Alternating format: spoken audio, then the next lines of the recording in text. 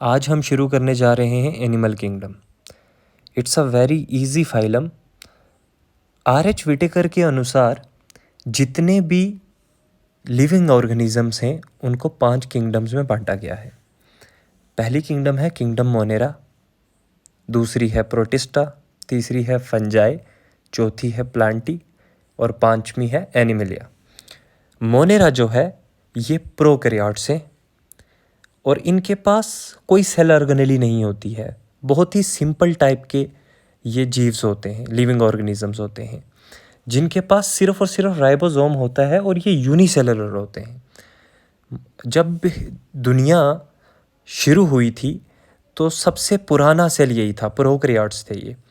और आस्ता आस्ता जब दुनिया आगे बढ़ने लगी, जितनी एज ऑफ द वर्ल्ड हुई तो दुनिया कॉम्प्लेक्स होती गई। जितने भी लिविंग ऑर्गेनिज्म आते गए वो कॉम्प्लेक्सिटी लाते रहे अपने साथ। मोनेरा यूनिसेलुलर है और ये प्रोकैरियोटिक सेल है। इसके पास कोई सेल ऑर्गेनेल नहीं है, सिर्फ और सिर्फ राइबोसोम था। और दूसरा जो है वो है प्रोटिस्टा। प्रोटिस्टा यूकैरियोटिक तो है पर ये भी यूनिसेलुलर है। इसकी एग्जाम्पल हैं कुछ, जैसे अमोबा, पैरामीशियम, यूग्लिना। ये सब यूनिसेलुलर और यूकैरियोट्स हैं। है तो यूकैरियोट्स बट ये भी यूनिसेलुलर हैं।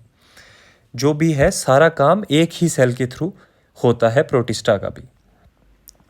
उसके बाद अगर बात करें फंजाई की, फंजाई जो है ये मल्टी सेलुलर है और ये यूकैरियोटिक है और ये हेट्रोट्रॉफिक है। हेट्रोट्रॉफिक क्यों है? क्योंकि ये जो अपना खाना खुद से नहीं तैयार करता, ये डिपेंडेंट है दूसरे ऑर्गेनिज्म पे।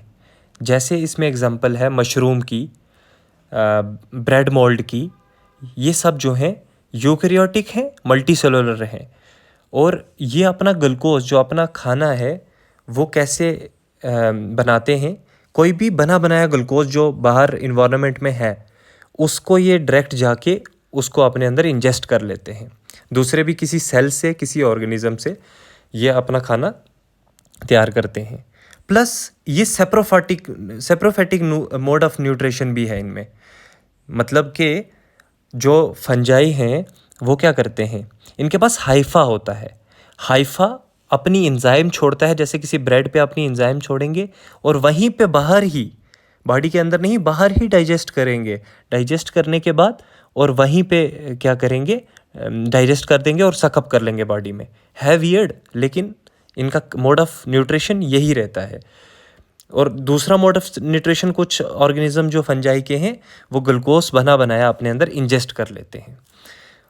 इसके बाद अगर प्लांटी की बात करें, प्लांटी जो है ये ऑटोट्रॉफिक मोड ऑफ न्यूट्रिशन होता है इसका। मतलब कि एक प्लांट सेल है, वो पड़ा हुआ है, उसको क्या चाहिए? उसको चाहिए सनलाइट और एटमॉस्फेयर में जो कार्बन डाइऑक्साइड प्रेजेंट है, वाटर प्रेजेंट है, वो अपने अंदर लेकर CO2 प्लस HO2 सनलाइट को की मदद से ग्लूकोज बना लेगा। ग्लूकोज क्या बनाएंगे? ATP बनाएंगे, एनर्जी पैकेट्स।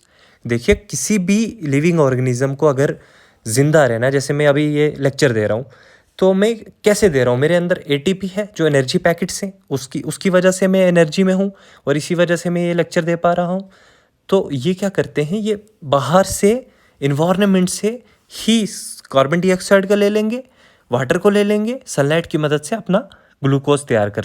और प्लांट किंगडम की अगर फर्दर क्लासिफिकेशन देखें तो इसमें एल्गी भी है, ब्रायोफाइट्स भी हैं, टेरिडोफाइट्स भी हैं, जिम्नोस्पर्म्स भी हैं और एंजियोस्पर्म्स भी हैं, जो कि पार्ट ऑफ अ बॉटनी है। हमें एनिमल किंगडम पढ़ना है तो हम मूव करेंगे किंगडम एनिमिलिया पे। किंगडम एनिमिलिया प्योरली मल्टीसेलुलर है और यूकैरियोटिक है और इसका मोड ऑफ न्यूट्रिशन हेट्रोट्रॉफिक है। और holozoic mode of nutrition, holozoic mode of nutrition किसे कहते हैं? जैसे हम इंजेस्ट करते हैं खाने को, उसके बाद वो क्या करता है, वो हमारी बॉडी में जाता है, फिर हमारी बॉडी में डाइजेशन होती है, उसके बाद हमारी बॉडी में अब्जॉर्प्शन होती है, फिर एसिमिलेशन होती है, टिश्यू तक वो एनर्जी पहुंचती है, टिश्यू तक पहुंचता है, उसके बाद इजेशन होती है जो हम एक्सक्रीट करते हैं। तो ये प्रॉपर हम इसको एनिमल किंगडम को अगले लेक्चर से स्टार्ट करेंगे, जो कि इसके सारे फाइलम्स हैं, हमने स्टडी करने हैं। तो आज का लेक्चर यहीं पे ख़त्म करते हैं।